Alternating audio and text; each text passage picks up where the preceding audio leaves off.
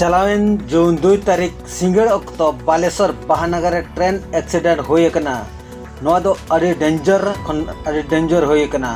खबर खन बड़ाय कना जे बहानगर स्टेशन ठेन मांग खन के मिटंग माल गाड़ी तिंगुलेन ताहेन ओना गाड़ी रे जसवंतपुर हावड़ा ट्रेन ए धोखा के इने पोरे के हावड़ा खन चेन्नई सेनोक कान करमंडल एक्सप्रेस ओना लाइन चुतो कान बोगी धोखा के जहाँ फलोरे पेया ट्रेन एक्सीडेंट हुएना अडिगन हर को गजना आधान दो हॉस्पिटल तको इदियाकत कोआ प्राय 300 गान हर को बोंगा तला कना आर हजारे गान हर को आहत कना मेंते बड़ाय कना।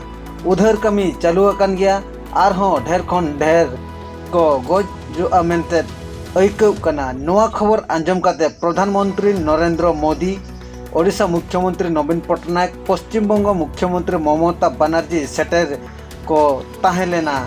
घटनास्थल रे अनुध्यान इदिके को आहत कान हड़ को सला हॉस्पिटल को न्यापाम सेनेना।